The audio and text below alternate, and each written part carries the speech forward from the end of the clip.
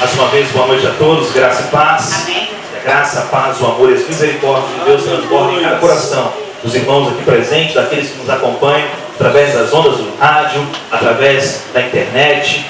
Que o amor de Deus seja derramado em vossos corações, em nome de Jesus. Abra sua Bíblia em 1 Coríntios 9, 19 a 23.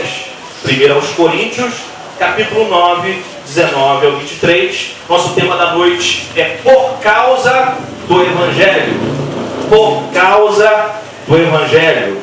1 Coríntios 9, 19 a 23. Ao achar, coloque a mão sobre a sua Bíblia, porque nós vamos orar mais uma vez. Santo Deus, muito obrigado por essa noite especial. Muito obrigado por estarmos mais uma vez entrelaçados em teus braços, junto à família da fé. Inicia uma palavra transformadora aos nossos corações. Inicia uma palavra de fé e de esperança mais uma vez. Direciona os nossos corações para a tua verdade. Verdade esta que liberta, verdade que não trai. Capacita-nos a cada momento mais para vivermos o teu melhor. Aquilo que o Senhor declarou a nosso respeito. Que possamos tomar posse, viver, ver, experimentar e inundar outros corações com a tua palavra do Evangelho, com a tua palavra que liberta, com a tua palavra que é a verdade. Muito obrigado, Senhor, mais uma vez. Assim oramos, em nome de Jesus. Amém e amém.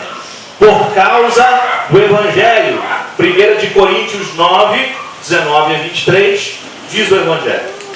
Porque embora seja livre de todos, fiz-me de escravo de todos, para ganhar o maior número possível de pessoas. Tornei-me judeu para os judeus, a fim de ganhar os judeus. Para os que estão debaixo da lei, tornei-me como se estivesse sujeito à lei, embora eu mesmo não esteja debaixo da lei, a fim de ganhar os que estão debaixo da lei. Para os que estão sem lei, tornei-me como sem lei, embora não esteja livre da lei de Deus, mas sim sob a lei de Cristo, a fim de ganhar os que não têm a lei. Para com os fracos, tornei-me fraco, para ganhar os fracos. Tornei tudo para com todos, para de alguma forma salvar alguns. Faço tudo isso por causa do Evangelho, para ser coparticipante dele. Queridos, nós temos visto nos últimos anos vários atentados terroristas. Você que acompanha os noticiários e agora então com a internet, onde você pode alcançar em tempo real aquilo que acontece em qualquer outro país da Terra, você tem se inteirado de que existem vários atentados. Há muito tempo isso tem ocorrido. Em 11 de setembro, aqueles aviões se chocando contra as Torres Gêmeas lá nos Estados Unidos, onde milhares de pessoas morreram. Recentemente na Maratona de Boston, também recentemente lá em Xinjiang, na China, e tantos outros atentados terroristas mundo afora nós temos visto. Esses atentados têm deixado marcas terríveis de desolação e de destruição. Esses atentados têm deixado milhares de mortos espalhados em toda a terra. Tudo isso é causado por causa do extremismo religioso. O extremismo religioso mata. E esse extremismo religioso muitas vezes acontece por causa dos cristãos, por causa dos judeus e também por causa daqueles que estão servindo ao islamismo, os muçulmanos. Quando a religião ela passa a entender o outro como inimigo, como adversário, como oponente, mais cedo ou mais tarde, ela vai acabar por desenvolver uma postura exclusivista, extremada, opositora. Então, quando você começa como religioso, viver uma vida achando que você é o dono da verdade e que todo mundo está errado e que todo mundo se tornou o seu inimigo, você vai se tornar um exclusivista, você vai se tornar um extremista, você vai ter uma visão extremada das coisas, você vai ver todo mundo como um opositor. E foi por causa disso tudo, dessa postura centralizadora, que Cristo combateu ferozmente os religiosos de sua época, principalmente os fariseus. Eu quero dizer para você que o apóstolo Paulo, antes da sua conversão, o apóstolo Paulo era um desses extremistas radicais. A Bíblia vai dizer em Atos, não desmarca 1 Coríntios não, dá uma corridinha para Atos 26, 4 a 5.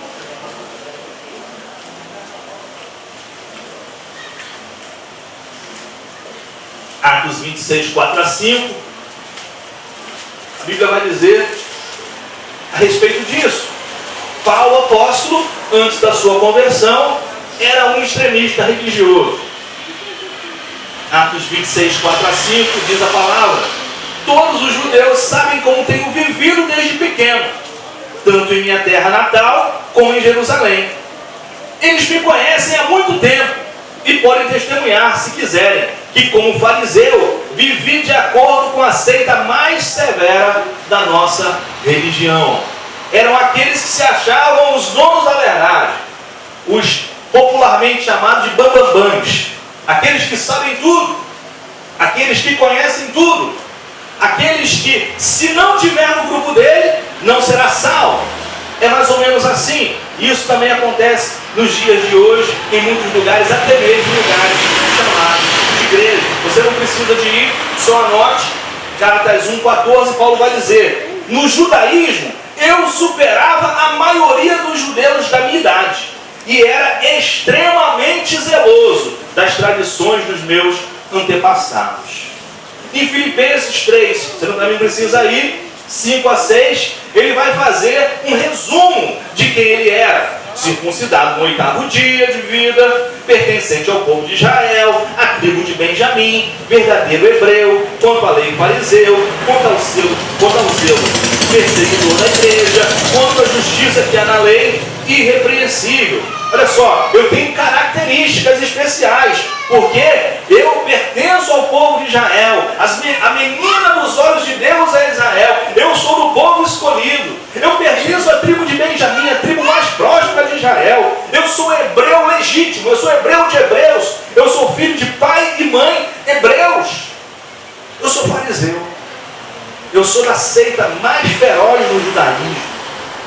Quanto ao zelo, perseguidor da igreja. Quanto à justiça que há na lei, irrepreensível. Essas eram as credenciais de Paulo antes da sua conversão, antes do seu encontro com Jesus. Paulo, você sabe muito bem, ele havia consentido na morte de Estevão, e a caminho de Damasco ele estava levando cartas para que vários irmãos fossem presos. Aqueles que eram chamados do caminho fossem presos. Os discípulos de Jesus fossem presos. Paulo, você também sabe, ele aprendeu aos pés de Gamaliel, o maior doutor da lei judaica do seu tempo. Então ele aprendeu aos pés de Gamaliel, um baita doutor da lei, um homem com um conhecimento do judaísmo tremendo. E Paulo então foi se apurando na lei cerimonial judaica, na tradição religiosa judaica, e se tornou um extremista religioso a ponto de perseguir e matar cristãos. Mas Paulo foi alcançado por Jesus. Paulo teve um encontro com Jesus. Paulo teve um encontro. Quando ele ia perseguir os cristãos, você conhece a história no caminho de Damasco, Jesus aparece para ele e diz: Saulo, Saulo, por que me persegues? Ele cai do cavalo, literalmente, e ele diz: Senhor, quem és tu? Eu sou Jesus a quem tu persegues. Porque quando é perseguido um filho de Deus, não é o filho de Deus que está sendo perseguido, é o próprio Deus. Quando alguém te persegue, quando alguém te calunia, quando alguém vem e faz uma injúria contra você, quando alguém vem e lança uma palavra de maldição contra você, não é a você, mas é o próprio Deus que essa pessoa está perseguindo. E é Jesus quem julga as nossas causas, é Jesus quem cuida de cada um de nós, tal qual cuidou dos cristãos do tempo de Paulo. Paulo então tem uma conversão, Paulo então tem um encontro com Deus, Paulo então passa por uma vida transformada, tão transformada, que é constituído por Deus como apóstolo das nações, como apóstolo dos gentios, autor de diversas cartas apostólicas, muitas das quais tem na Bíblia, outras as quais se perderam com o tempo. Um homem na qual foi revelada a graça de Deus. Mas como? Um homem que matava, um homem que prendia, um homem que perseguia. Como este homem teve encontro com Deus? O nome se chama graça. Favor de Deus que eu não mereço. misericórdia. O castigo que nos era merecido, mas que Ele não nos deu. Isso é maravilhoso. Isso nos faz enxergar aquilo que a palavra tem nos mostrado todos os dias. E talvez nós não tenhamos percebido como isso é possível. Dá uma corridinha lá em 1 de Timóteo, capítulo 1, não te marca 1 de Coríntios. 1 de Timóteo 1, 13 a 14. 1 Timóteo 1, 13 a 14.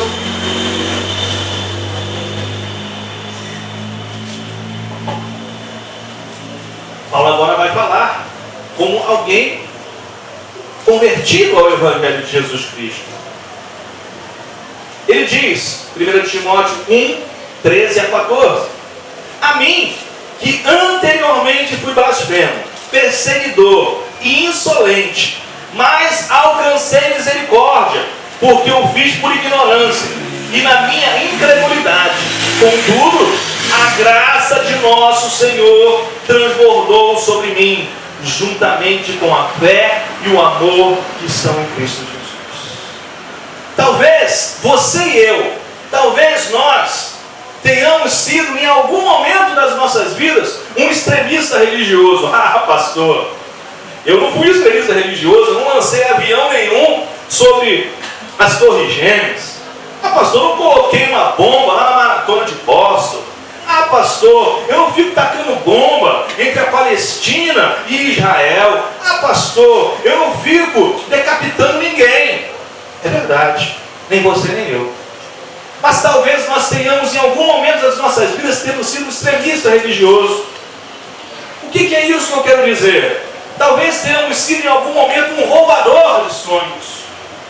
Alguém que diz, a minha verdade é a única verdade, ponto final. Aí você diz, você vivendo essa vida aí, você não vai conseguir nada. Você vivendo desse jeito, você não vai conseguir nada. E a pessoa está lá buscando a Deus na simplicidade dela. E a pessoa está lá orando. E a pessoa está lá clamando a Deus. Mas a minha verdade, eu prego o Evangelho da Graça. Eu prego a doutrina da graça. E essa doutrina tem que ser seguida à risca. Porque se você for para fora disso, você está debaixo de maldição. Quem está debaixo de maldição é quem não está nas promessas de Cristo Jesus. Quem está debaixo de maldição é quem não acredita que Jesus fez e faz. Mas muitas pessoas, por não conhecerem tal qual Paulo, o fiz na minha ignorância. Muitas pessoas também vivem na ignorância. Não têm o conhecimento, não têm a revelação, não têm o discernimento, não têm olhos iluminados, não têm ainda ouvidos destapados. Mas não cabe a você nem a mim julgar, cabe a você e a mim se colocar ao lado dela, para caminhar com ela e ensinar os passos verdadeiros a seguir. É isso que devemos fazer. Não ser extremista religioso. Porque nós pensamos, nós conhecemos as 14 cartas apostólicas. Nós conhecemos a graça de Deus. Nós estamos vivendo debaixo de um novo pacto. Nós vivemos debaixo de um pacto de melhores e superiores promessas. E se não for aqui no ministério em graça, se não for aqui debaixo dessa cobertura apostólica, se não for aqui, não pode se prosperar. Nós temos visto muitos desmandos em igrejas mundo afora. Nós temos visto muitas loucuras acontecendo com templos faraônicos, com carros dentro de igreja para as pessoas tocarem, com tanta religiosidade que se tem por aí. Mas o que eu tenho que fazer, o que você tem que fazer, é levar o Evangelho àquelas pessoas.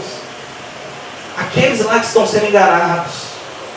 Aqueles lá que estão sendo entorpecidos. Nós temos que levar o Evangelho, que é muito fácil dizer, isso que você está vivendo é errado, hein? Você é um religioso, sem vergonha. Fácil. O que eu fiz para mudar? Só julguei, só matei, só feri. Então, talvez você e eu tenhamos sido em algum momento extremista religioso. Mas há um convite para você e para mim, para mergulharmos na graça de Deus, que não julga, na graça de Deus que não escraviza, na graça de Deus que não oprime, mas na graça de Deus que traz a salvação. Contudo, a graça de nosso Senhor transbordou sobre mim, juntamente com a fé e o amor que estão em Cristo Jesus. Então, fé, amor e graça andam juntos. Fé, amor e graça andam lado a lado, sendo que o maior destes é o amor. A graça é maravilhosa, mas só conhecer a teoria da graça não muda a história de vida de ninguém. Vamos continuar atacando bomba uns nos outros, vamos continuar matando uns aos outros, vamos continuar ferindo uns aos outros, porque não há amor. Eu conheço a graça, eu tenho uma fé inabalável, a minha fé está nas promessas do Senhor. Maravilha, muito bom você conhecer a graça, muito bom você ter uma fé inabalável, mas se você não tiver amor, de nada vai adiantar. É preciso amar.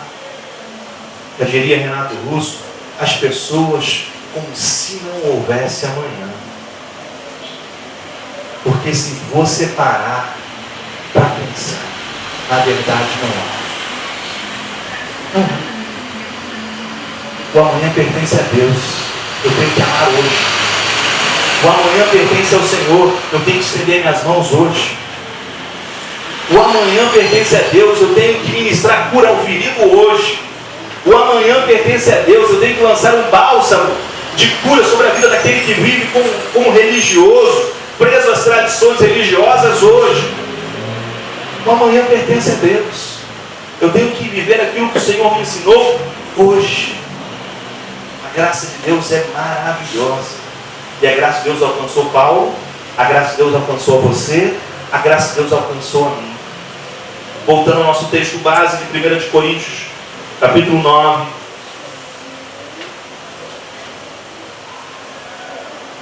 Versículos 19 e 23. Porque embora seja livre de todos, fiz-me escravo de todos, para ganhar o maior número de pessoas. Para ganhar o maior número possível de pessoas. Eu não estou aqui para rechaçar ninguém. Eu estou aqui para ganhar o maior número possível de pessoas. Eu não estou aqui para ser um exclusivista. A minha visão é a que basta, a minha visão é a melhor, a minha visão é a mais importante. Embora seja livre de todos, fiz-me escravo de todos para ganhar o maior número possível de pessoas. Uma história que eu aprendi com o pastor Venilton. Ele diz que um pastor virou para ele e disse: pastor, você joga bola? Eu jogo bola. Que pecado, pastor! Pastor jogando futebol, jogando bola. Saiba que Deus não se agrada. Aí ele falou: pastor, a partir de hoje eu não jogo mais bola. Oh, aleluia! Glória a Deus! Ele não vai jogar mais bola. Pastor, eu não vou jogar mais bola perto do senhor. Perto do senhor eu não jogo bola. Se eu estou te escandalizando, eu vou fazer. Então é isso que Paulo está dizendo. Embora eu seja livre de todos, eu fiz um escravo de todos. Eu chegar na tua casa e você não comer carne de porco, eu não posso levar uma carninha de porco, posso levar um pernilzinho lá para fazer a ação. Você não come carne de porco, tem que te respeitar.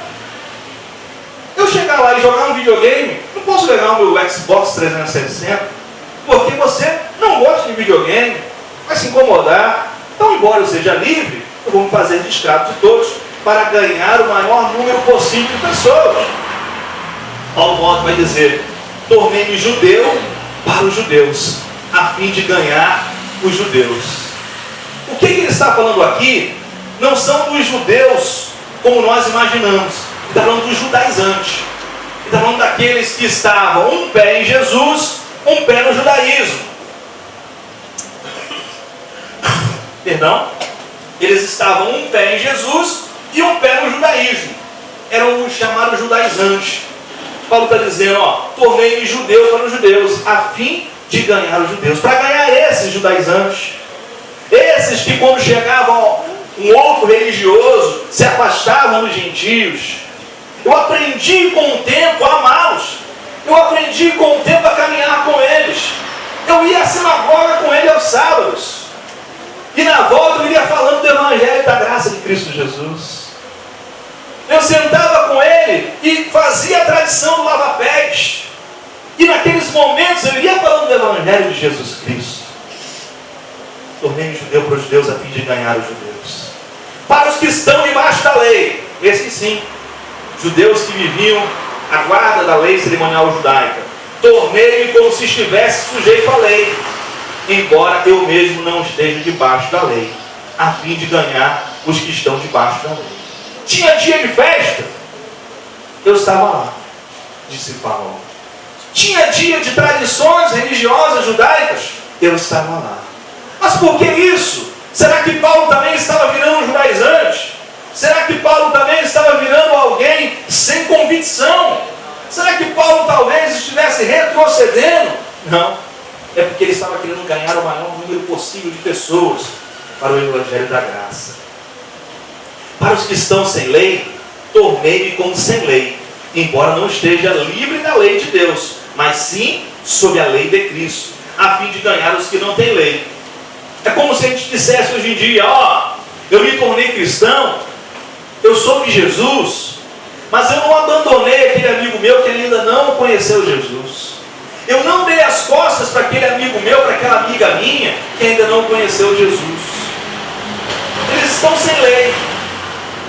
Eu não estou mais debaixo da lei cerimonial judaica, eu estou debaixo da lei de Cristo. Mas eu sentei e conversei com eles. E eles bateram um papo comigo. E eles falaram das suas desilusões amorosas.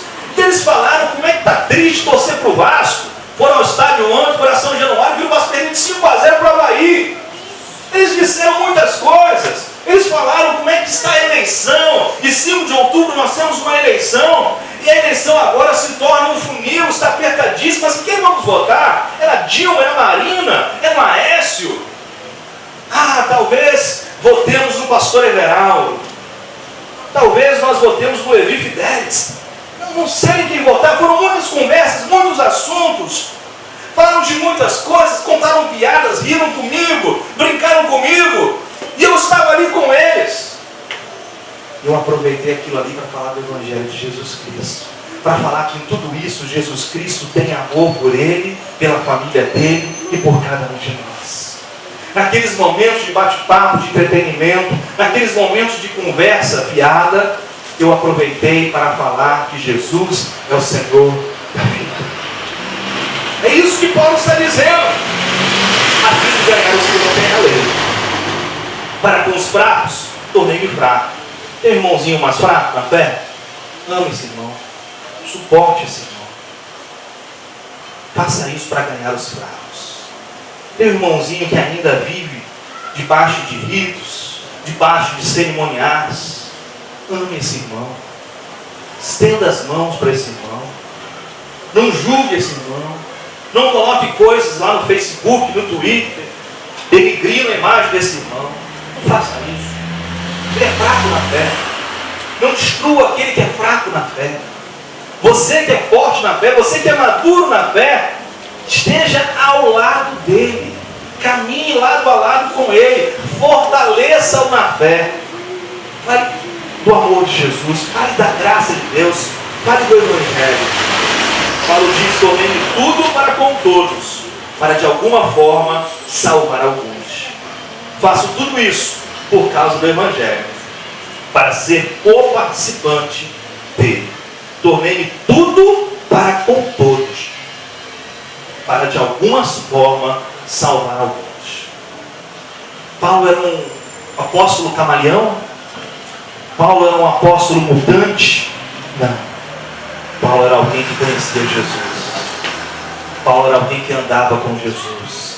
Paulo era alguém que temia Jesus. E Jesus sempre pregou um evangelho inclusivo. Jesus sempre incluiu pessoas, prostitutas, cobradores de impostos, até mesmo os religiosos. Jesus sempre incluiu todos, para ter a oportunidade de falar do seu amor, para ter a oportunidade de falar do seu evangelho, para ter a oportunidade de falar do seu reino. Faço tudo isso por causa do evangelho, para ser co-participante dele. É por causa do evangelho. Fale do amor de Jesus, onde quer que você esteja. Não seja um extremista religioso. Não seja o dono da verdade. O dono da verdade se chama Jesus Cristo. Ele é o Senhor da vida. Ele é o Senhor de Paulo. Ele é o Senhor meu. Ele é o Senhor da Igreja Universal. Ele é o Senhor da Igreja Assembleia de Deus. Ele é o Senhor da Igreja Deus de Amor. Ele é o Senhor da Igreja Renascer em Cristo. Ele é o Senhor da IBAB. Ele é o Senhor da Casa da Rocha. Ele é o Senhor da Igreja do Nazareno. Ele é o Senhor da vida. E ame. Faça tudo para todos. Quando eu conheço a graça, todo radicalismo religioso é lançado fora. E eu passo a conhecer o amor de Deus. Quando eu conheço de fato a graça, porque graça é fé, amor e esperança. Graça não é só fé. Graça não é só esperança. Fé, amor e esperança. Sendo que o maior deles é o amor. Quando eu conheço a graça, eu conheço amar. Eu conheço o que significa amar. Eu conheço o que significa incluir. Eu conheço o que significa estender as mãos. Eu conheço o que significa cuidar daquele que está tão fraco e ferido, caído e prostrado, porque um dia nós estávamos assim também. Quando eu conheço a graça de Deus, eu lanço fora todo o radicalismo religioso e eu passo a entender que eu sou totalmente dependente de Deus. 1 Coríntios capítulo 13, versículos 4 a 7.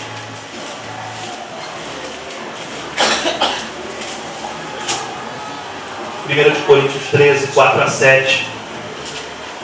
Diz o Evangelho: o amor é paciente, o amor é bondoso, não inveja, não se vangloria, não se orgulha, não maltrata, não procura seus interesses, não se ira facilmente, não guarda rancor. O amor não se alegra com a injustiça, mas se alegra com a verdade. Tudo sofre, tudo crê, tudo espera, tudo suporta. Esse é o amor. Viva esse amor. Viva esse amor que é paciente. Viva esse amor que é bondoso. Viva esse amor que tudo sofre, tudo crê, tudo espera e tudo suporta. Viva o amor de Deus. Não seja um extremista religioso. Seja alguém que ame como Deus nos amou primeiro. Recebemos força divina para enfrentar tudo por causa do Evangelho. Nós recebemos força divina para enfrentarmos tudo e avançarmos no novo e no vivo caminho. Você não precisa ir, 2 Coríntios capítulo 4, versículos 7 a 10. 2 Coríntios 4, 7 a 10. O apóstolo vai dizer que nós temos um tesouro. Nós temos o Espírito Santo derramado em nossos corações. Nós fomos selados com o Santo Espírito da promessa. Outrora andávamos como Paulo. Outrora andávamos afastados do caminho. Outrora andávamos como extremistas religiosos. Não tacávamos bombas, não tacávamos aviões em prédio, mas vivíamos matando e frustrando sonhos de muitos que chegavam até o nosso encontro. Mas o amor e a graça de Cristo Jesus nos alcançaram. Mas o amor e a graça de Cristo Jesus nos tornaram um novo ser, criado em Deus em verdadeira justiça e santidade. E o Espírito Santo, o Espírito da promessa, foi enviado a cada um de nós. E nós fomos selados com esse Santo Espírito. E Paulo vai dizer em 2 Coríntios 4, 7 a 10. Mas temos esse tesouro em vasos de barro, para mostrar que este poder, que a tudo excede, provém de Deus, e não de nós. De todos os lados nós somos pressionados, mas não desanimados. Ficamos perplexos, mas não desesperados. Somos perseguidos, mas não abandonados. Abatidos, mas não destruídos. Trazemos sempre em nosso corpo o morrer de Jesus, para que a vida de Jesus também seja revelada em nosso corpo. As lutas vão vir, as dificuldades vão vir. Nós vamos ser pressionados. Nós vamos ficar perplexos. Nós vamos ser perseguidos. Nós vamos ser abatidos. Mas não ficaremos desanimados. Não ficaremos desesperados. Não estaremos abandonados. Não seremos destruídos. Porque Cristo Jesus habita em nossos corações. E se nós temos Cristo em nós, que é a esperança da glória, nós temos tudo. Se nós temos Cristo em nós, nós morreremos para nós mesmos, mas será revelado em nós a vida de Cristo Jesus, uma vida triunfante, uma vida reta, uma vida vitoriosa. E nós vamos rechaçar tudo aquilo que é contrário, nós vamos lançar fora todo pensamento que não provém de Deus, e nós vamos nos revestir de Deus, da armadura de Deus, e nós vamos avançar, levando o amor, a fé e a esperança, levando a graça de Deus. Paulo entendeu isso, que eu entendo, que você entenda também. Por isso eu quero terminar lendo Filipenses 3, 7 a 9. Entenda aquilo que é prioridade na sua vida. Entenda aquilo que é prioridade na sua vida. Filipenses capítulo 3, versos 7 a 9. Diz a palavra da graça: mas o que para mim era lucro, passei a considerar perda por causa de Cristo. O que me importa é Cristo. O que me basta é Cristo. O que me interessa é Cristo. Todo o resto é balela. Todo o resto é conversa fiada. O que me importa é Cristo. Mais do que isso, considero tudo como perda, comparado com a suprema grandeza do conhecimento de Cristo Jesus, meu Senhor. Você pode chamá-lo de teu Senhor. Cristo é o nosso Senhor, por cuja causa perdi todas as coisas. Eu as considero como esterco para poder ganhar a Cristo e ser encontrado nele, não tendo a minha própria justiça que procede da lei, mas a que vem mediante a fé em Cristo, a justiça que procede de Deus e se baseia na fé. A nossa justiça não vem da nossa força, não vem dos nossos talentos, não vem do nosso conhecimento, porque tudo isso é nada comparado ao conhecimento que é revelado em Cristo Jesus, comparado à força que Cristo nos concede, comparado à sabedoria que Cristo nos revela, comparado à grandeza que Cristo nos presenteia. Tudo o que temos é nada comparado àquilo que Deus tem a nos dar. Receba de Cristo, receba de Deus, faça isso por causa do Evangelho. Não seja um extremista religioso, seja alguém que vive pela fé. Fé essa que procede de Deus. Fé essa que vem de Deus. A justiça de Deus se revela na fé que vem do nosso Senhor e do nosso Salvador Jesus Cristo. Viva com fé, viva de glória em glória, esvaziado de si mesmo e cheio de Cristo. Cristo formado em você, Cristo formado em nós. Nós somos mais do que vencedores nele que nos amou e nos ama para todos sempre. Amém e amém. Fique de pé, queridos. Glórias ao Senhor.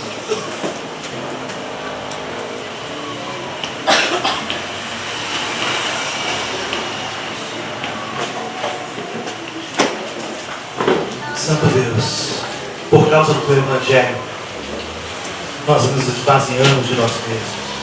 Por causa do teu Evangelho, nós lançamos fora toda arrogância, toda prepotência, todo talento próprio, toda justiça baseada em nós mesmos.